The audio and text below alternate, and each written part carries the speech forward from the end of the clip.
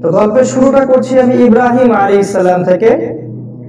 খুব শর্ট করে বলছি, ইব্রাহিম আলাইহিস সালাম আবুল আম্বিয়া, যাকে নবীদের পিতা বলা হয়, তার থেকে মূলত দুইটা ট্রাইব চলে গেছে, দুইটা বংশ। আমরা জানি একটা বংশ হচ্ছে সারা আলাইহিস সালামের গর্ভে ইসহাক আলাইহিস সালাম।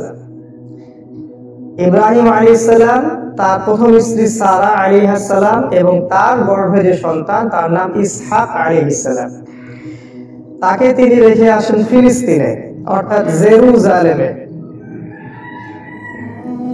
তার আরেকজন স্ত্রী হাজেরা আলাইহিস সালাম, তার গর্ভে জন্ম নেন ইসমাইল আলাইহিস সালাম। তাদেরকে তিনি রেখে আসেন মক্কায়, কাবা ঘরের পাশে। জেরুজালেমে সারা আলাইহিস সালামের গর্ভ থেকে একটা সম্প্রদায় সৃষ্টি হচ্ছে, এদিকে হাজেরা আলাইহিস সালামের গর্ভে ইসমাইল আলাইহিস সালামের বংশ তৈরি হচ্ছে। ইসমাইল আলাইহিস সালামের বংশের সর্বশেষ নবীর নাম মুহাম্মদুর রাসূলুল্লাহ সাল্লাল্লাহু আলাইহি ওয়াসাল্লাম। মূলত এই বংশে বেশি নবী আসেননি। সারা আলাইহিস সালামের গর্ভে যে ইসহাক আলাইহিস সালাম, তাদের বংশেই সবচেয়ে বেশি নবী এসেছে।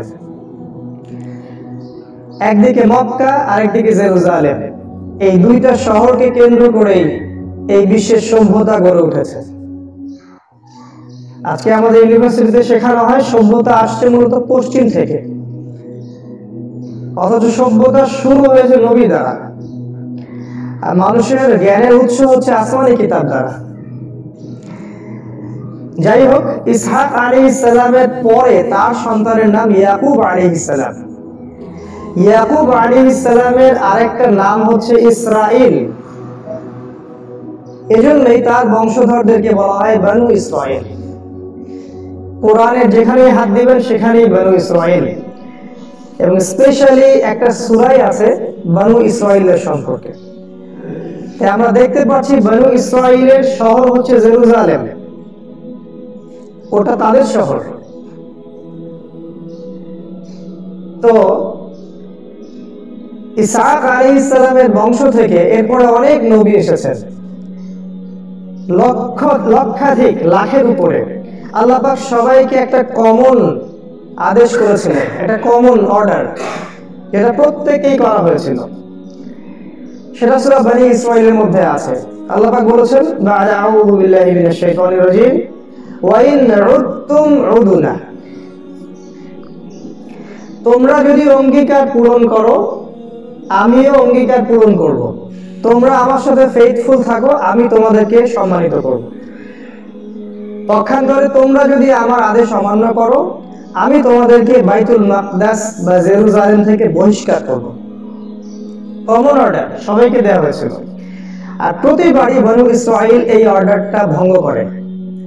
এজন্য আল্লাহ রাব্বুল আলামিন তাদেরকে অনেকবার বাইতুল মাকদাস বা জেরুজালেম থেকে বের করে দিয়েছেন এবং অন্য সম্প্রদায়কে তাদের স্থলাভিষিক্ত করেছেন।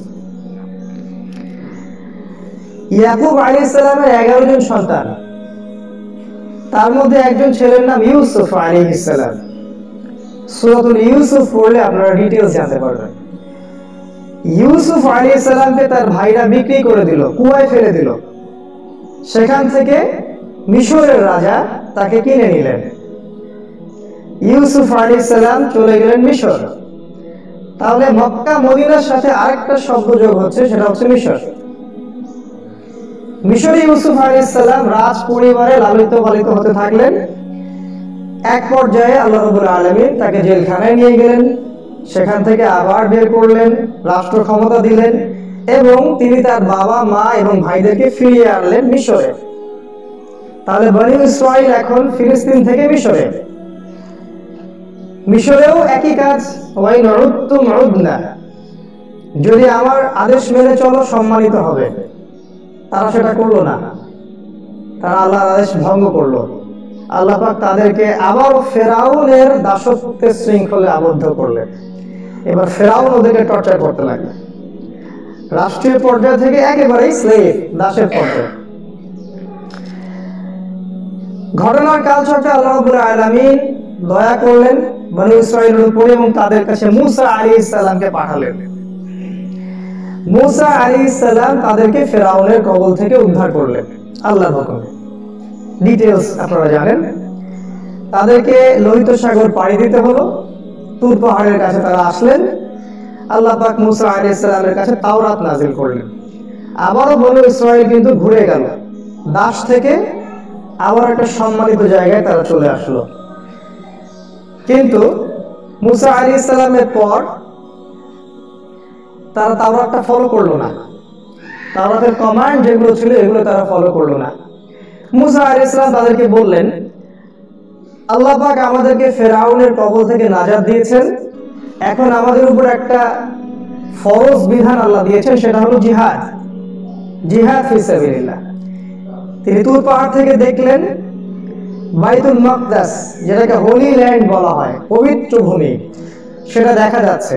মুসা আলাইহিস সালাম তার সম্প্রদায়কে বললেন, আল্লাহ পাক আমাদেরকে তাদের বিরুদ্ধে যুদ্ধ করতে বলেছে। মুসা আলাইহিস সালামের কওম বনু ইসরাইল তারা বলল, আমরা কিভাবে তাদের সাথে যুদ্ধ করতে পারি, তারা তো অনেক শক্তিশালী, তাদের সম্প্রদায়ের নাম আমালেকা সম্প্রদায়, অনেক শক্তিশালী।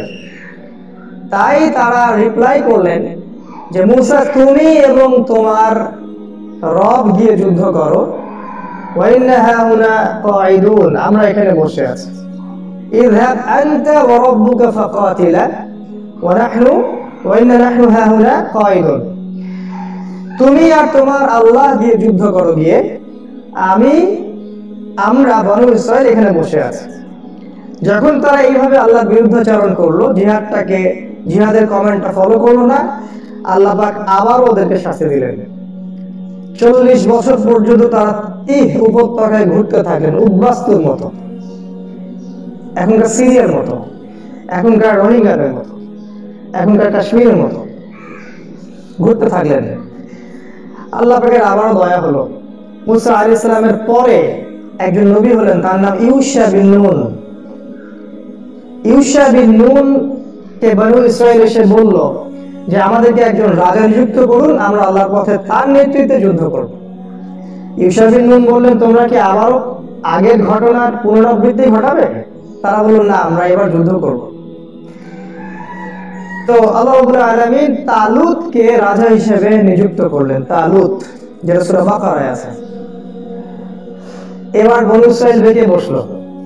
তারা বলল, এমন একজনকে রাজা করলেন যে দরিদ্র, যার কোনো সমাজে মান সম্মানই নাই, আর আমরা তো হচ্ছে অনেক বেশি সম্পদশালী, অনেকটা আমাদের পলিটিক্যাল লিডারদের মতো কথা আর কি। তারপর তালুতের নেতৃত্বে আল্লাহ পাক বললেন, তালুতকে আমি প্রজ্ঞা দিয়েছি এবং শারীরিক শক্তি দিয়েছি।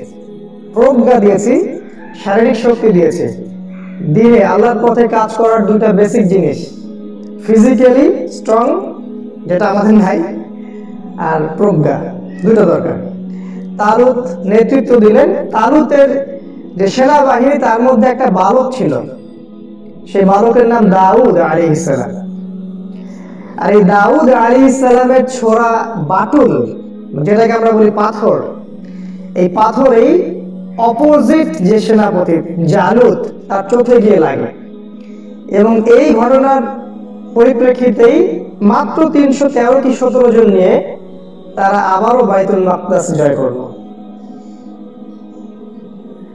দাউদ আলাইহিস সালামের এই ভূমিকার কারণে তালুত তাকে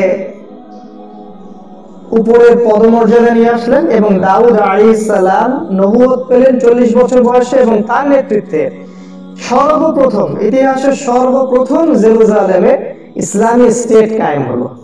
এর আগ পর্যন্ত এত বড় টেরিটরির মধ্যে কখনো ইসলামিক স্টেট ছিল না। আর ইসলামিক স্টেটের প্রথম আমির বা প্রথম রাজা বা প্রথম নবী হচ্ছেন দাউদ আলাইহিস সালাম। এটা অনেক পরের ঘটনা। তারপর তারা পৃথিবীর রুলিং স্টেটে পরিণত হলেন। জেরুজালেম থেকে দাউদ আলাইহিস সালাম বিশ্ব শাসন করতে থাকলেন, এবং তার মৃত্যুর পর তার ছেলে সুলাইমান আলাইহিস সালাম আরো 1000 গুণ বেশি শক্তি নিয়ে সারা বিশ্ব শাসন করতে থাকলেন। আল্লাহ পাক তাকে পাখির ভাষা, জিনের ভাষা, সম্পদ, লোহা, সোনা, রূপা, এভরি সিঙ্গেল সেক্টর যেটা আমাদের দরকার একটা অত্যাধুনিক রাষ্ট্র হওয়ার জন্য, সবকিছু আল্লাহ পাক সুলাইমান আলাইহিস সালামকে দিলেন।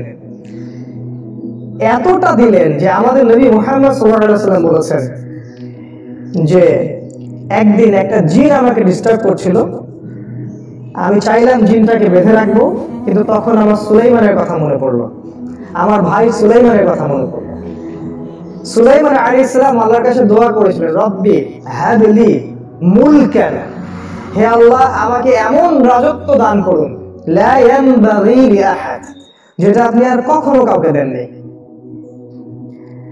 আল্লাহ আমাকে এমন একটা রাজত্ব দিন যেটা আপনি আর কখনো কাউকে দেননি।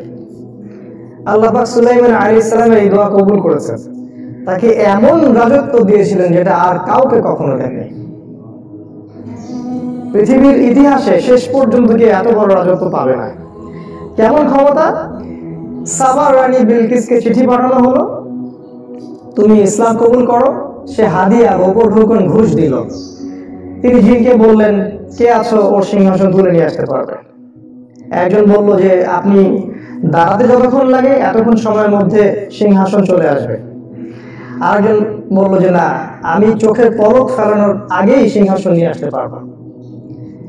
চোখের পলক পড়ার আগেই সিংহাসন অনেক দূরের একটা স্থান থেকে একটা জড়বস্তুকে আরেকটা জায়গায় নিয়ে আসা হলো। এটা যে রুলিং স্টেট, এত বড় ক্ষমতা আল্লাহ পাক তাকে দিয়েছিলেন। আজকে আমরা সামান্য ক্ষমতা পেয়ে কত কি না করি। রুলিং স্টেট বলতে যা বোঝায়, এক নির্দেশেই একটা রাজ্যের রাজা বা রানীর সিংহাসন তার সামনে। এটা কি মনে করতে? এখানে একটা কথা, আমার মতামত, এটা আসলে আমি গ্রহণ করতে ফোর্সও করছি না, এটা আমার মতামত, যে পৃথিবীর ইতিহাসে একটা সময় চলে গেছে যখন জড়বস্তু স্থান পরিবর্তন করেছে। এটাও হতে পারে ভবিষ্যতে এমন কোন টেকনোলজি আসবে যে আবারও কোনো জড়বস্তুকে এক জায়গা থেকে আরেক জায়গায় সরানো সম্ভব হতে পারে। কারণ ইতিহাসে যেটা হয়ে গেছে সেটা ফিউচারে হতে পারে, সম্ভব। যাই হোক, ওটা আমাদের টপিক না। সুলাইমান আলাইহিস সালামের সময় তারা দেখেন সারা বিশ্বের রুলিং স্টেট হয়ে গেল। এরপর আবার ওয়াইন উদ্তুম উদনা, তোমরা যদি অঙ্গীকার পূর্ণ করো আমি তোমাদেরকে ভালো রাখবো, আমি অঙ্গীকার পূর্ণ করবো, আল্লাহর কথা। তারা অঙ্গীকার পূর্ণ করলো না। সুলাইমান আলাইহিস সালামের পরে তারা আবার খারাপ হওয়া শুরু করলো।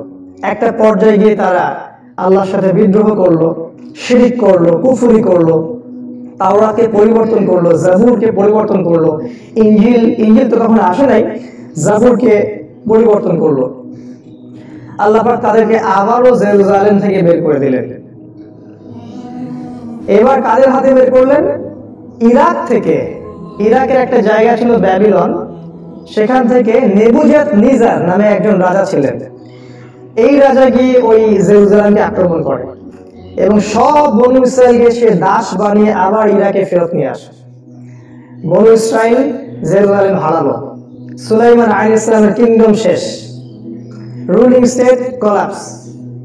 তারা আবার দাসত্বের জায়গায় চলে আসলো। দেখেন কত সার্কেল, তাদের কত বড় হিস্ট্রি। এবার তারা 2000 বছর পর্যন্ত আর জেরুজালেমে ফেরত যেতে পারে নাই। 2000 বছর পর্যন্ত। এই 2000 বছরে তাদের কাছে আর অনেক নবী এসেছেন এবং প্রত্যেকটা নবী তাদেরকে একটা মেসেজ দিয়েছেন।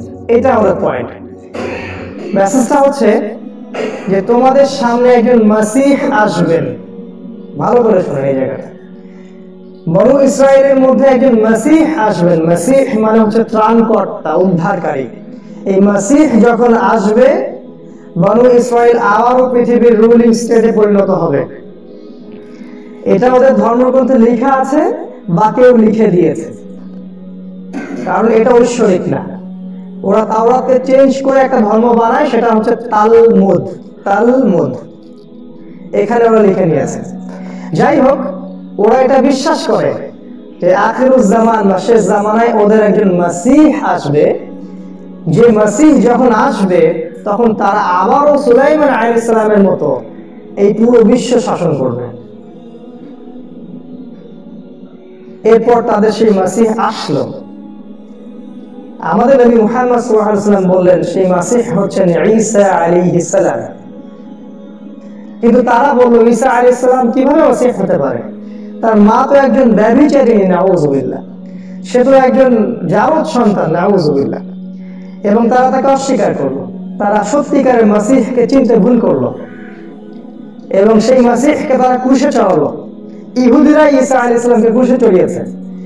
আল্লাহ রাব্বুল আলামিন তাকে সেখান থেকে তুলে নিলেন, আল্লাহ পাক তাকে নিজের কাছে নিয়ে নিলেন, কিন্তু তাদের মনে হলো তারা মাসিহকে হত্যা করেছে।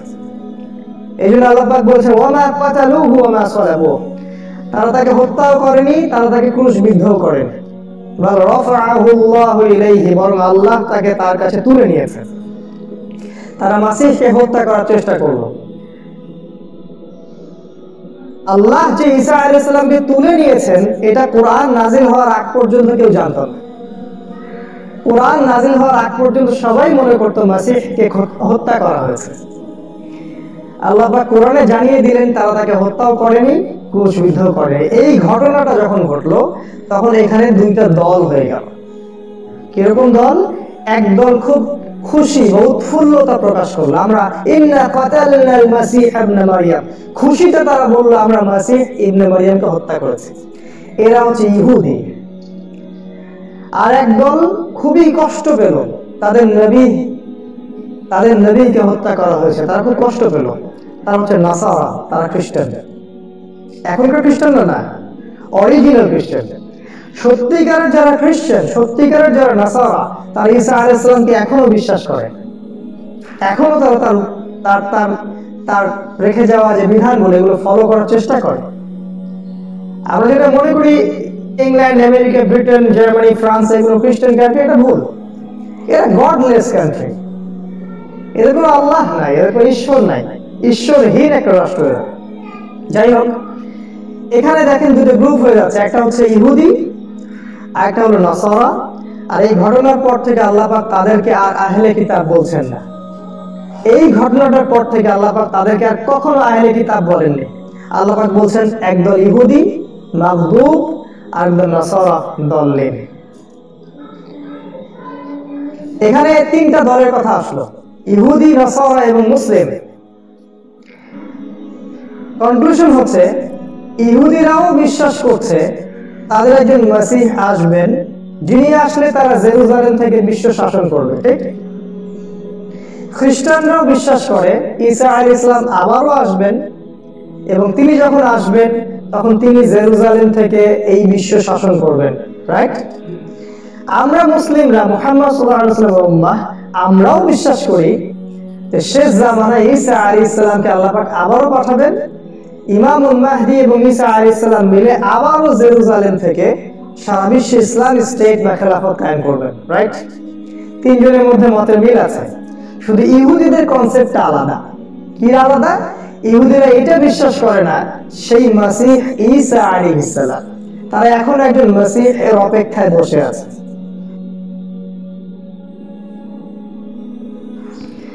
আর আমাদের নবী মুহাম্মদ সাল্লাল্লাহু আলাইহি ওয়াসাল্লাম বলেছেন জেরুজালেম থেকে শেষ জামানায় একজন ব্যক্তির আবির্ভাব হবে, যে হবে ইহুদি বংশোদ্ভূত, ইহুদি মায়ের সন্তান, কোকড়ানো চুল, স্ট্রংলি বিল্ড, শারীরিক শক্তি অনেক বেশি। সে আকাশ নিয়ন্ত্রণ করবে, সে জলবায়ু নিয়ন্ত্রণ করবে, সে পলিটিক্স নিয়ন্ত্রণ করবে, সে অর্থনীতি নিয়ন্ত্রণ করবে, ভৌগোলিক বিষয় নিয়ন্ত্রণ করবে, মানি নিয়ন্ত্রণ করবে, টাকা, সে খাবার নিয়ন্ত্রণ করবে, সে ফ্লাই করবে, সে ডান হাতে জান্নাত নিয়ে ঘুরবে, বাম হাতে জাহান্নাম নিয়ে ঘুরবে, সে মহামারী ছড়াবে। এগুলো রাসূল বলে গেছেন এবং তিনি বলেছেন এও মাসিহ, কিন্তু এ হচ্ছে মাসিহুদ দাজ্জাল, মিথ্যা মাসিহ, প্রতারক মাসিহ। তারাও মাসিহ ওয়েট করছে, আমরাও মাসিহের জন্য ওয়েট করছি, খ্রিস্টানরাও মাসিহের জন্য ওয়েট করছে, কিন্তু এমন একজন মাসিহের কথা রাসূল বলে গেলেন যিনি ঈসা আলাইহিস সালামের মতো নন, তিনি প্রতারক, মিথ্যাবাদী। রাসূল বললেন 40 দিন সে বিশ্ব শাসন করবে এবং বিশ্বের আনাচে কানাচে প্রতিটা জায়গায় এসে তার ত্রাস চালাবে। যে ব্যক্তি তার আদর্শ মেনে নিবে সে তাকে প্রোগ্রেস দিবে, উন্নতি, অগ্রগতি। আর যারা বা যে জাতি তার বিরুদ্ধাচরণ করবে, তাকে দাজ্জাল বলে চিনতে পারবে, সে তাদেরকে দুর্ভিক্ষ দিবে, ধ্বংস করে দিবে, অর্থনীতি ধ্বংস করে দিবে, সামরিক আগ্রাসন চালাবে, সবই করবে। আপনি কি এখন ডটস গুলো মিলাতে পারছেন? দাজ্জাল শব্দের অর্থ প্রতারক, মিথ্যাবাদী। এই সম্পর্কে রাসূল সাল্লাল্লাহু আলাইহি ওয়াসাল্লাম বলেছেন এমন কোন নবী নেই যিনি তার কওমকে মাসিহুদ দাজ্জাল সম্পর্কে সতর্ক করেননি। হিস্ট্রি শুরু থেকে শেষ পর্যন্ত এর চেয়ে বড় কোনো ফিতনা কখনো দেখা দিবে না। এমনকি আমাদের নবী মুহাম্মদ সাল্লাল্লাহু আলাইহি ওয়াসাল্লাম প্রতি রাকাত সালাতে আল্লাহর কাছে আশ্রয় চাইতেন, আল্লাহুম্মা ইন্নী আউযু বিকা মিন ফিতনাতিল মাসিহিদ দাজ্জাল। তিনি বলেছেন, আমি দাজ্জাল সম্পর্কে একটা এক্সট্রা কথা বলতে চাই যেটা অন্য কোনো নবী বলেননি। সেটা হলো দাজ্জাল এক চোখে অন্ধ, কিন্তু তোমাদের রব আল্লাহ তিনি অন্ধ নন। অন্য বর্ণনায় আছে সে ডান চোখে অন্ধ, তোমাদের রব আল্লাহ অন্ধ নন। এই বিশ্বের যত মানুষ এক চোখা দৃষ্টিভঙ্গির, বাহ্যিক চোখ দিয়ে সব দেখতে পারে, ভিতরের কোনো চোখ নাই, তারা দাজ্জালকে চিনতে পারবে না, তারা দাজ্জালের ফিতনায় পা দিবে। এবং তিনি বলেছেন দাজ্জালের ফিতনায় পা দিবে ইহুদিরা। ইস্পাহানের 70,000 ইহুদি দাজ্জালকে ফলো করবে। আর ইস্পাহান ইরানে অবস্থিত, তার মানে খুব রিসেন্টলি ইরানকে আক্রমণ করা হবে, হয়তোবা ওই জায়গাটা তারা দখল করবে। তিনি বলেছেন নারী দাজ্জালের সবচেয়ে শেষ ফলোয়ার বা অনুসারী হবে এক শ্রেণীর নারী, যারা নগ্ন থাকবে, যারা দাজ্জালের ফ্লুইড বা বাঁশিতে নৃত্য করবে, মানে দাজ্জাল যা বুঝাবে তারা সেটা রিসিভ করবে। তাদেরকে মুমিন ব্যক্তি ঘরে বেঁধে রাখতে চাইবে, কিন্তু পারবে না, ছিঁড়ে বের হয়ে যাবে। বর্তমান এই সভ্যতার ফেমিনিস্ট রেভলিউশন দাজ্জালের অনুসারী, তাদেরকে ঘরে রাখতে পারবেন না। যতই বোঝান, যতই হেদায়েতের কথা বলেন, তারা ঘরে থাকবে না, কারণ দাজ্জালের সর্বশেষ অনুসারীকেও তারা রেডি করে ফেলছে। এখন কিছু কথা হচ্ছে দাজ্জালকে জেরুজালেমে আসতে হবে। দ্বিতীয় কথা হচ্ছে জেরুজালেম থেকে সে যদি বিশ্ব শাসন করতে চায়, তাহলে সারা বিশ্ব থেকে ইহুদিদেরকে তাকে জেরুজালেমে নিয়ে আসতে হবে। সারা বিশ্ব থেকে ইহুদিরা কি জেরুজালেমে চলে এসেছে?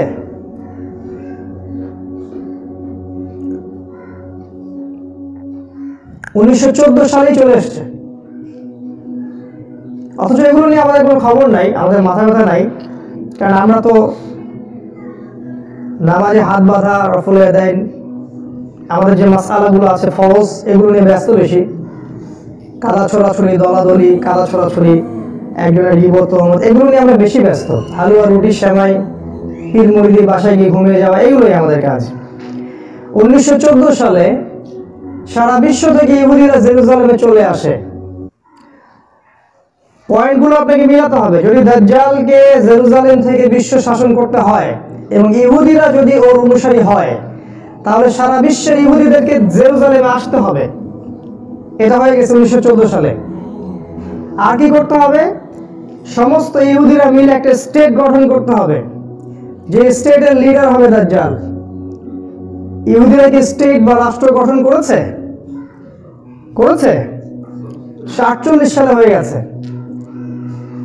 দাজ্জাল যদি ইহুদির মধ্য দিয়ে সারা বিশ্বের রুলিং স্টেট কায়েম করতে চায়, তাহলে সারা বিশ্বের পলিটিক্স ওকে নিয়ন্ত্রণ করতে হবে। সে কি এটা করছে? সারা বিশ্বের ইকোনমি তাকে নিয়ন্ত্রণ করতে হবে। সে কি এটা করছে? সারা বিশ্বের ব্যাংকিং সিস্টেম তাকে নিয়ন্ত্রণ করতে হবে। সে কি এটা করছে? সারা বিশ্বের এডুকেশন সিস্টেম তাকে নিয়ন্ত্রণ করতে হবে। সে কি এটা করছে? সারা বিশ্বের প্রযুক্তিকে নিয়ন্ত্রণ করতে হবে। সেটা কি সে করছে? সারা বিশ্বের ফাইন্যান্স, সারা বিশ্বের টেকনোলজি, সারা বিশ্বের অস্ত্র তাকে নিয়ন্ত্রণ করতে হবে। এগুলো কি তারা করছে কিনা, এই কোশ্চেনটা আপনি চিন্তা করবেন।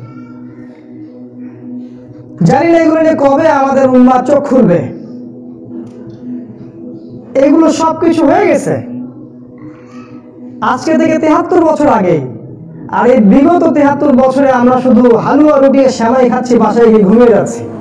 ছোট ছোট বিষয়গুলো নিয়ে আমরা ঝগড়া করছি, মসজিদ ভাগ করছি, উম্মাহকে বিভক্ত করছি। ঐক্যের কথা বলছি না, শারীরিক, মানসিক, অর্থনৈতিক, ফিজিক্যাল, অন্যান্য সব প্রস্তুতি নিচ্ছি না। এটাও একটা দাজ্জালের ফিতনা। অফকোর্স এটাও একটা দাজ্জালের ফিতনা, কারণ দাজ্জালের ফিতনাটা এমন যে একজন মানুষ সেটা চিনতেও পারবে না সে ফিতনার মধ্যে আছে। এবার আমার কিছু কনক্লুশন দিয়ে শেষ করছি। 1897 সাল, 1897 সালে বিশ্বে দুইটা বড় বড় ঘটনা ঘটে। আমার বক্তব্য এটা লাস্ট পার্ট, জায়নিস্ট মুভমেন্টের সাথে এদের সম্পর্কটা কি। 1897 সালে বিশ্বে দুইটা বড় বড় ঘটনা ঘটে। ওই সালে বিশ্বে ফেরাউনের লাশ ভেসে ওঠে লোহিত সাগর থেকে, মমি, যেটা আল্লাহ পাক ওখানে রেখে দিয়েছিলেন। তিনি বলেছেন, আমি কেন তোমার লাশটাকে রেখে দিলাম, কারণটা কি? লিতাকুনা আয়াতান মিন খালফিক, তোমার পরবর্তী যারা আসবে তাদের জন্য তুমি হবে নিদর্শন। তাই নয় কি? ফেরাউনের লাশটা কি আমাদের নিদর্শন নয়? নিদর্শন। এই জন্য আল্লাহ পাক সেটাকে রেখে দিয়েছেন। এটা 1897 সালের ঘটনা। এই সালে একটা ঘটনা ঘটে। সারা বিশ্বের ইহুদি এবং খ্রিস্টানদের মধ্যে এক শ্রেণীর ইহুদি এবং খ্রিস্টান, সবাই নয়, এক শ্রেণীর ইহুদি এবং খ্রিস্টান তাদের মধ্যে একটা বন্ধুত্ব সম্পূর্ণ সম্পর্ক করে একটা অ্যালায়েন্স তৈরি করে, একটা জোট গঠন করে, আমরা যেটাকে ঐক্য জোট বলি। এই জোটটার নাম হচ্ছে জায়োনিস্ট মুভমেন্ট বা জায়োনিজম। তারা অন্য একটা নাম ইউজ করে, কখনো কখনো ইলুমিনাতি, তারা কখনো কখনো একটা নাম ইউজ করে ফ্রি মেশনারি। বিভিন্ন নাম হোক না কেন, তারা অনেক নাম ইউজ করে, কিন্তু তাদের লক্ষ্য বা গোল একটাই, they want to rule the world। তারা সমস্ত বিশ্বকে শাসন করতে চায় জেরুজালেম থেকে, এটা ওদের অ্যাম্বিশন। এটা 1897 সালের ঘটনা। 1897 থেকে 1914 এই সময়টুকুর মধ্যে তারা কি করে জানেন? সারা বিশ্বের যেখানে যেখানে হীরা ছিল, হীরার খনি আর সোনার খনি, এগুলোকে তারা আয়ত্ত করতে শুরু করে। আজকে আফ্রিকা এত দরিদ্র জায়গা কেন জানেন? কারণ ওখানকার সব হীরা ওরা নিয়ে নিয়েছে। এই 14 বা 15, 16, 17 বছরের মধ্যে তারা অর্থনৈতিকভাবে স্বাবলম্বী হওয়ার চেষ্টা করে এবং তারা সফল হয়। এবং এই টাকা দিয়ে তারা সুপরিকল্পিতভাবে প্রথম বিশ্বযুদ্ধ ঘটায় 1914 সালে। প্রথম বিশ্বযুদ্ধ অ্যাক্সিডেন্টালি হয়নি, এর পিছনে একজন মাস্টার মাইন্ড কাজ করেছে। এই প্রথম বিশ্বযুদ্ধের পর লক্ষ লক্ষ মানুষ নিহত হয়, বাস্তুচ্যুত হয়, উদ্বাস্তু হয়ে যায়, কিন্তু এগুলো তাদের মূল মিশন ছিল না।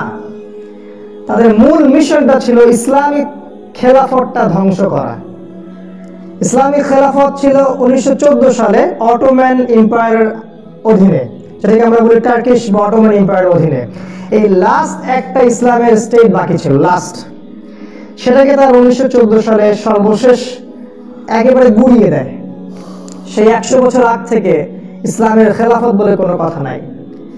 আজকে ইসলামের অনেক মুভমেন্ট, অনেক আন্দোলন, অনেক কিছুই হয় ইসলামকে নিয়ে, খেলাফতের কথা কেউ কেন যেন বলে না। এটা কেমন তাওহীদ যেখানে খেলাফার কনসেপ্ট নাই? ইসলামিক তাওহীদ এটা আবার কেমন তাওহীদ যে তাওহীদের মধ্যে খিলাফার কোনো কনসেপ্ট নাই, ইসলামিক স্টেট বা হুকুমতের কোনো কনসেপ্ট নাই? সুবহানাল্লাহ।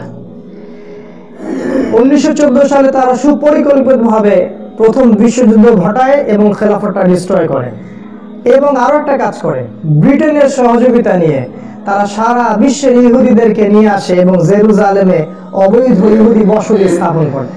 ফিলিস্তিনের মা বোনদেরকে ধর্ষণ করে, তাদেরকে বের করে দেয় এবং আমাদের ভূমি, ল্যান্ড তারা কেড়ে নেয়। উম্মাহ তখনও নিশ্চুপ, উম্মাহ এখনো নিশ্চুপ। তারপর 1914 থেকে 1948 এই যে সময়টুকুতে, এই সময়টুকুতে তারা কি করে জানেন? তারা সারা বিশ্বের সমস্ত সোনা আর রূপা তারা কক্ষীভূত করে। তারা আমাদেরকে কাগজের টাকা দেয় আর আমরা ওদেরকে সোনা দেই। আমরা সোনা দিয়ে ওদের কাছ থেকে ডলার কিনে নিয়ে আসি আর ওরা সোনা নিয়ে কাগজ দেয়। কত ইন্টেলেক্ট আমাদের, কত বুদ্ধি! এই উম্মার বুদ্ধি 300 বছর আগে চলে গেছে। আমাদের পুরো ব্যাংকিং সিস্টেম, কাগজের টাকা আমরা ওদেরকে, ওরা আমাদেরকে কাগজের টাকা দেয়, ডলার কাগজের টাকা দেয়, আর আমরা আমাদের গোল্ড ওদেরকে দিই। কি বুদ্ধি আমাদের মাথায়!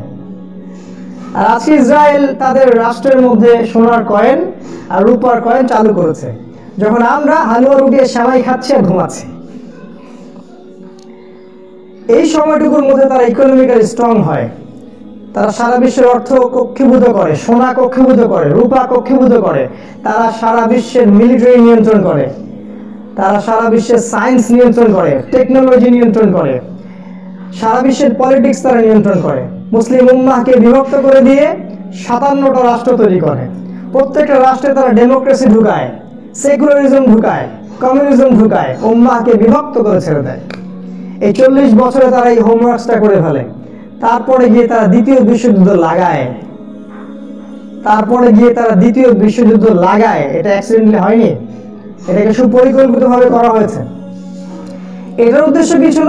সেকেন্ড ওয়ার্ল্ড ওয়ারের উদ্দেশ্য ছিল নতুন একটা রাষ্ট্রকে রুলিং স্টেটে পরিণত করা, নতুন একটা রাষ্ট্র যাকে কেউ কখনো চিনত না, সম্পূর্ণ নতুন। এই 40 বছরে তারা একটা রাষ্ট্রকে লালন পালন করতে থাকে, এত বেশি শক্তি তাদেরকে দেয়, অর্থ, সম্পদ, সামরিক অবস্থা, সক্ষমতা, সবকিছু তাদেরকে দেয় একটা রাষ্ট্রকে, যাকে আগে কেউ কখনো চিনত না। দ্বিতীয় বিশ্বযুদ্ধের পর দেখা যায় সেই রাষ্ট্রটা হঠাৎ করে বিশ্বের বুকে মাথা তুলে দাঁড়ায়, যাকে আগে কেউ চিনত না। তার নাম ইউএসএ বা আমেরিকা। আমেরিকা যদি ব্রিটেনকে সহযোগিতা না করত, তাহলে সেকেন্ড ওয়ার্ল্ড ওয়ারে কখনো ব্রিটেন জিততে পারতো না। হঠাৎ করে যে এটাকে বলা হয় চোজেন হর্স, মানে গোপনে একটা অস্ত্রকে লালন পালন করতে থাকে, যখন প্রয়োজন হবে তখন এটাকে আমি মাঠে নিয়ে আসব। এরপর তারা আমেরিকাকে মাঠে নিয়ে আসে এবং ব্রিটেনকে সরায় দেয়। ব্রিটেন গন, তাদের পাউন্ড শেষ, তাদের ব্যাংকিং সিস্টেম শেষ। এবার আসলে আমেরিকা, নতুন স্টেট 1948 সাল থেকে। এবার আমেরিকা এমন শক্তি দেখায়, ওর কাছে নিউক্লিয়ার পাওয়ার আছে, সায়েন্স আছে, টেকনোলজি আছে, ব্যাংকিং সিস্টেম আছে, ডলার আছে, এভরি সিঙ্গেল সেক্টর যেটা দরকার সব কিছু আমেরিকার কাছে থাকে। আপনি কি মনে করছেন এটা অ্যাক্সিডেন্টালি হয়ে গেছে? নো, এর পিছনে একজন মাস্টার মাইন্ড আছে। এবার আমেরিকা এখন পর্যন্ত সারা বিশ্বকে রুল করছে, যদিও এর বয়স এখন শেষের দিকে, এখন বার্ধক্যে চলে আসছে।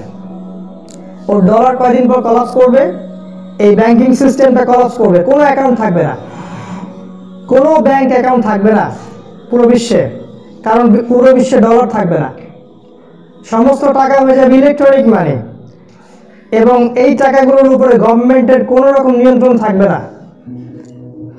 এটা সামনে আসতে যাচ্ছে। আমরা অবশ্য হালুয়া খাচ্ছি, খেতেই থাকি। এরপর আমেরিকা যখন এভাবে আসলো, তখন আরেকটা ঘটনা ঘটলো। সে জাতিসংঘ তৈরি করলো, সে IMF তৈরি করলো, ইন্টারন্যাশনাল মনিটারি ফান্ড। জাতিসংঘ তৈরি করার মধ্য দিয়ে সে সারা বিশ্বকে একটা পরিবারের মধ্যে অন্তর্ভুক্ত করলো এবং একা রুল চালালো, সারা বিশ্বকে একটা অর্ডার দিবে, সারা বিশ্ব ফলো করবে। এটা created by the zionist movement. তারপর তারা এমন একটা ব্যাংকিং সিস্টেম তৈরি করলো, যে ব্যাংকিং সিস্টেম দিয়ে তারা সারা বিশ্বে একটা ডলার চালু করলো এবং সবাই এই ডলারকে মেনে চলতে বাধ্য। দেখেন সারা বিশ্বকে ফলো করছে। শাসন, অর্থনৈতিক শাসন, আমরা স্লেভ, আমরা দাস, আমরা জাতিসংঘের দাস, আমরা ওদের মনিটারি সিস্টেমের দাস। তারা দেশগুলোকে বিভক্ত করলো, আমাদের এই যে ডেমোক্রেসি ছড়াই দিল, সেকুলার কনসেপ্ট ছড়ালো, এডুকেশন সিস্টেমটাকে করাপ্টেড করে ফেললো, ব্যাংকিং সিস্টেমকে করাপ্টেড করে ফেললো, পুরো মুসলিম উম্মার শক্তি তার শেষ করে ফেললো বিগত 70 বছরে। এবং সর্বশেষ এখন যে স্টেজটা আসতেছে, এখানে দেখা যাচ্ছে যে সারা বিশ্বের এই রুলিং স্টেট আমেরিকা এখন আস্তে আস্তে আস্তে আস্তে তার শক্তি হারাচ্ছে এবং নতুন একটা শক্তি সারা বিশ্বে ইমার্জ করতেছে, যে শক্তিটা হচ্ছে ইসরায়েল। এখন ইসরায়েলের কাছে এমন অর্থ আছে যেটা সারা বিশ্বের কারো কাছে নাই। এখন ইসরায়েলের কাছে এমন অস্ত্র আছে যেটা সারা বিশ্বের কারো কাছে নাই। এখন তাদের কাছে এত প্রপার্টি সম্পদ আছে যেটা সারা বিশ্বের কারো কাছে নাই। ওদের কাছে এখন তেল আছে, ওদের কাছে সোনা আছে, ওদের কাছে রূপা আছে, ওদের কাছে পুরো ব্যাংকিং সিস্টেম আছে।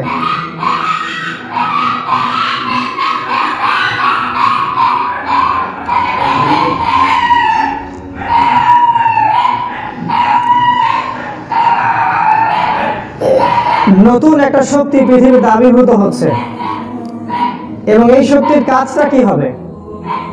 আমেরিকাকে আমরা যেভাবে দেখছি, এই শক্তি তার চেয়ে 1000 গুণ বেশি শক্তি নিয়ে পৃথিবীতে আসবে। আমি 5 মিনিটে শেষ করছি। আরো 1000 গুণ বেশি শক্তি নিয়ে পৃথিবীতে আসবে। এই এমন অর্থ সারা বিশ্বকে দিবে যেটা বিশ্ব কখনো কল্পনা করেনি। কোনো কাগজের টাকা থাকবে না। সারা বিশ্বকে সে এমন অর্থ দিবে যাতে করে সারা বিশ্বের মানুষকে দাসে পরিণত করা যায়। সে সারা বিশ্বকে এমন অস্ত্র দেখাবে যেটা সারা বিশ্ব কখনো কল্পনা করেনি। যখন আমেরিকা পারমাণবিক বোমা ফেলেছিল, কেউ কল্পনা করতে পারেনি যে পারমাণবিক ওয়েপন্স আবার কি জিনিস। এখন তাদের কাছে এমন এমন কিছু অস্ত্র আছে যেটা সারা বিশ্বের কেউ জানে না। তারা সারা বিশ্বের গোল্ড ও প্রপার্টি কক্ষীভূত করেছে। একটা হিসাব বলছে সারা বিশ্বের 100% সম্পত্তির 70% ওদের কাছে থাকে। তাদের সংখ্যা মাত্র 1,40,00,000।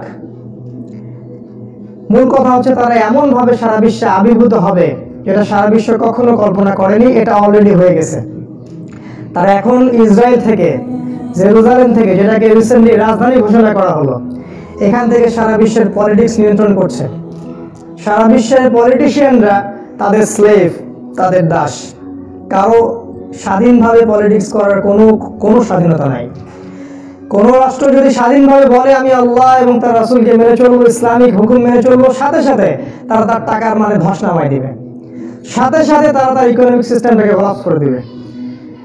সেটা করতে না পারে ডক্টর মাহাথির মোহাম্মদের মতো, তারপরে দেখবেন আফগানিস্তানে তারা যেমন অ্যাটাক করেছে সেভাবে অ্যাটাক করবে। ইমরান খানের মতো একটা ভাষণ যদি তারা দেয়, তারা তাদেরকে সুদে ঋণে ফেলে দিবে, কোনোভাবেই স্কিপ করতে পারবে না। বিকজ সারা বিশ্বের পলিটিক্স, সারা বিশ্বের ইকোনমি, সারা বিশ্বের ফাইন্যান্স, সারা বিশ্বের প্রযুক্তি, অস্ত্র, এভরি সিঙ্গেল সেক্টর তারা এখন জেরুজালেম থেকে নিয়ন্ত্রণ করছে। আর আমাদের হাদিস, চলুন হাদিসে ফিরে যাই। হাদিসে রাসূল সাল্লাল্লাহু আলাইহি ওয়াসাল্লাম কি বলছেন? বলছেন দাজ্জাল জেরুজালেম থেকে আত্মপ্রকাশ করবে। ইসরায়েলাইজড পিপল, জেরুজালেমের সমস্ত ইহুদি তাকে অনুসরণ করবে। আল্লাহ রাসূল বলছেন যে নারী জাতি তাকে ফলো করবে। সে ওই জেরুজালেম থেকে সারা বিশ্বের পলিটিক্স নিয়ন্ত্রণ করবে, সারা বিশ্বের অর্থনীতি নিয়ন্ত্রণ করবে, সারা বিশ্বে ভৌগোলিক জিনিস নিয়ন্ত্রণ করবে। মহামারী সে ছড়াবে, সে মহামারী ছড়াবে, সে দুর্ভিক্ষ দিবে, সে ভূমিকম্প দিতে পারবে, সে বৃষ্টি বর্ষণ করতে পারবে। এই শক্তিগুলো কি তারা এখন অর্জন করেনি? এই যে পুরো সিস্টেমটা আমি বললাম, এখন আপনার কি মনে হচ্ছে যে এই পুরো জিনিসগুলো অ্যাক্সিডেন্টলি সব হয়ে গেছে? এর পিছনে একজন মাস্টার মাইন্ড কাজ করছে। সেই মাস্টার মাইন্ডই হচ্ছে দাজ্জাল। তার আগমনের সময় খুব ক্লোজ। যখন আমরা আমাদের মধ্যে কাদা ছোড়াছড়ি বিভক্তির মধ্যে লিপ্ত, হালুয়া রুটি সেমাই খাওয়ায় লিপ্ত, আমরা আমাদের দুনিয়ার মোহে লিপ্ত, তখন এগুলো সব প্ল্যাটফর্ম অলরেডি স্টেজ তৈরি হয়ে গেছে। এখন নাটকটা শুধু মঞ্চায়ন করা বাকি। নাটকটা কেমন করে মঞ্চায়িত হবে সেটা বলে শেষ করছি। রাসূল সাল্লাল্লাহু আলাইহি ওয়াসাল্লাম বলেছেন, শেষ জামানায় যখন মদিনার গুরুত্ব কমে যাবে, জেরুজালেমের গুরুত্ব বেড়ে যাবে, জেরুজালেমের গুরুত্ব হবে সবচেয়ে বেশি, তখন বিশ্বে আসবে একটা মালহামা। আমি বারবার বলছি, এই বিষয়গুলো কোনোটাই অ্যাক্সিডেন্টলি হয় না, এর পিছনে কোনো না কোনো মাস্টারমাইন্ড কাজ করে। মালহামা হবে না, মালহামা হওয়ানো হবে। ঠিক যেমন করে first world war, second world war হয়েছে, ঠিক একইভাবে থার্ড একটা ওয়ার্ল্ড ওয়ার হওয়ানো হবে কোনো একটা ইস্যুকে কেন্দ্র করে। আর ইস্যুটা কখনো এমন হবে না, তারা কখনো আক্রমণাত্মক ভাবে কিছু করবে না, তারা অন্যদেরকে উস্কাই দিবে। কিছু মুসলিম ভাইকে উস্কাতে পারে। তারা যখন ইসরায়েলকে অ্যাটাক করবে, ইসরায়েলের হাতে মিডিয়া আছে, বিবিসি, সিএনএন সবকিছু ওদের হাতে, ন্যাটো সব ওদের হাতে। ওরা বিশ্বকে দেখাবে যে আমরা আসলে সন্ত্রাসের বিরুদ্ধে যুদ্ধ করছি, আমরা নিজেদের আত্মরক্ষার স্বার্থে এটা করছি। এভাবে তারা যুদ্ধের সূচনাটা করবে। আল্লাহ রাসূল বলছেন, মালহামা যখন শুরু হবে, তখন সারা বিশ্বের প্রতি 100 জনের মধ্যে 99টা মানুষ মারা যাবে। ইন্না লিল্লাহি ওয়া ইন্না ইলাইহি রাজিউন। রাসূলের কথা, ফেরার কোনো বুদ্ধি নাই। 100 জন ফাইটারের মধ্যে 99টা ফাইটার মারা যাবে এই মালহামায়। তিনি বলছেন, বিশ্বটা ছোট হয়ে আসবে, ইসরায়েলের রাষ্ট্রটা প্রশস্ত হবে, ইসরায়েল সামনে মিশরও দখল করতে পারে, ইরাক, ইরানও দখল করতে পারে, লেবানন, জর্ডান, এগুলো তারা দখল করে ফেলবে, তাদের টেরিটরি এক্সপ্যান্ড করবে। মালহামা যখন শুরু হবে, তখন তিনি বলছেন, তখন তাদের এই পরিকল্পনার বিরুদ্ধে আল্লাহ পাক একটা শক্তিকে দাঁড় করাবেন। আমাদের জন্য একটা সুসংবাদ হচ্ছে, আল্লাহ রাসূল বলেছেন, পূর্ব দিক অর্থাৎ আমাদের দিক, বাংলাদেশ, পাকিস্তান, আফগানিস্তান, এই জায়গাটা থেকে, ইন্ডিয়া, মালয়েশিয়া, ইন্দোনেশিয়া, এই পুরো কন্টিনেন্ট যেটাকে আমরা খোরাসান বলি, স্পেশালি আফগানিস্তান, এখান থেকে একটা দল ইমার্জ করবে। কিছু কিছু ভাই বের হবেন মুজাহিদ, তারা ইমামুল মাহদির সাথে যোগ দিবে যখন ইমামুল মাহদি ইমার্জ করবেন। এই যুদ্ধটা সম্পর্কে রাসূল বলছেন এটা এত এত ডেভাস্টেটিং হবে যে একটা শহরও হয়তো বাকি থাকবে না যেই শহর এই যুদ্ধের মাধ্যমে ইফেক্টেড হবে না। হয় সরাসরি ইফেক্টেড হবে অথবা অবরোধের মুখে পড়বে। দলিল কোরআনেও আছে, আল্লাহ পাক বলেছেন ওয়াইন মিন ক্বরিয়াতিন ইল্লা নাহনু মুহলিকুহা ক্বাবলা ইয়াউমিল কিয়ামাহ, কিয়ামতের আগেই এমন কোন শহর নাই যেটা আমি আল্লাহ ধ্বংস করব না। কিয়ামতের আগেই এমন কোন শহর নাই যেটা আমি ধ্বংস করে দিব না। ক্বাবলা ইয়াউমিল কিয়ামাহ, কিয়ামতের আগেই, কিয়ামতের দিন না। এর জন্য অপেক্ষা করছে একটা পারমাণবিক যুদ্ধ, নিউক্লিয়ার ওয়ার। এবং যারা বিশ্বের পলিটিক্স এবং জিও পলিটিক্স নিয়ে পড়াশোনা করেন তারা জানেন বিশ্ব এখন একটা এই জায়গার মুখোমুখি হয়ে আছে। যে কোনো সময়, যে কোনো মুহূর্তে ইসরায়েল তাদের স্বার্থে এই যুদ্ধটা শুরু করবে এবং শুরু করার সময় তারা বলবে আমরা সন্ত্রাসের বিরুদ্ধে যুদ্ধ করছি, আমাদের আত্মরক্ষার জন্য আমরা যুদ্ধ করছি। তারা বলবে না আমরা অ্যাগ্রেসিভলি যুদ্ধ করছি, না, তারা এত বোকা না। 100-150 বছরের প্ল্যান তারা এখন বাস্তবায়ন করেছে, কারণ তাদের অ্যাম্বিশন হচ্ছে তারা জেরুজালেম থেকে বিশ্ব শাসন করবে এবং সেটা তারা করবেও, কিন্তু সেটা নকল মাসিহ দাজ্জালের হাত ধরে, সত্যিকারের মাসিহের হাত ধরে নয়। যখন তারা এই যুদ্ধটা লঞ্চ করবে, মুসলিমদের 3 ভাগের 1 ভাগ শহীদ হয়ে যাবে, আরেক ভাগ যুদ্ধের মাঠ থেকে পালিয়ে যাবে, আরেক ভাগের হাতে আল্লাহ রাব্বুল আলামিন শেষের দিকে গিয়ে, একদম শেষের দিকে গিয়ে বিজয়ের পতাকা দান করবেন। একদম শেষের দিকে গিয়ে পৃথিবীর বেশিরভাগ মুসলিম নিহত হবে। আমাদের মা বোনদের কি হবে আমরা জানি না। আমরা যে বড় স্বপ্ন তৈরি করছি, vision 20, 30, 50, 60, you are living in Disneyland. আপনি স্বর্গে, স্বপ্নের স্বর্গে বাস করতেছেন। এরপর যেটা হবে, ইমামুল মাহদিকে ঘিরে ফেলবে ইহুদিরা। একটা হাদিস বলে শেষ করছি, ইহুদিরা ঘিরে ফেলবে। আল্লাহ রাসূল বলেছেন লা তুকাতিলুন্নাল ইয়াহুদ, মুসলিমরা তোমরা অবশ্যই ইহুদিদের সাথে যুদ্ধ করবে। হাত্তা, এমনকি ইহুদিরা যদি গাছের পিছনে লুকায়, পাথরের পিছনে লুকায়, পাথর কথা বলবে, ইয়া মুসলিম ইন্না ওয়ারাল ইয়াহুদ তাআলা ফাকতুলু, আমার পিছনে ইহুদি আছে, আসো ওকে হত্যা করে দাও। কারণ জড়বস্তু পর্যন্ত ওদের জুলুম দেখতে দেখতে অতিষ্ঠ হয়ে যাবে।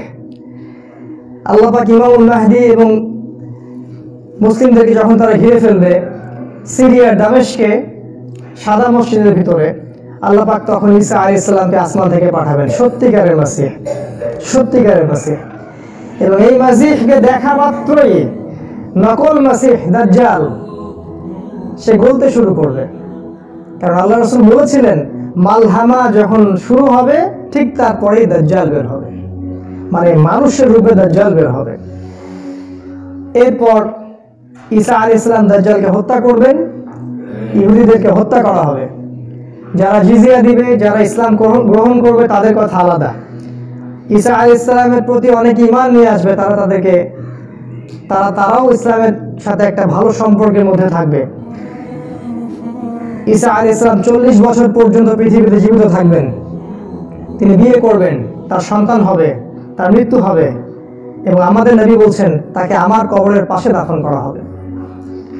এরপরে মানুষ আবার খারাপ হওয়া শুরু করবে এবং এমন খারাপ হবে মানুষ যে মসজিদের সামনে অথবা বাড়ির সামনে, রাস্তায়, বাজারে মানুষ জিনা করবে গাধার মতো পাবলিকলি, যেটা এখনো হচ্ছে কিন্তু আরো ব্যাপকভাবে হবে।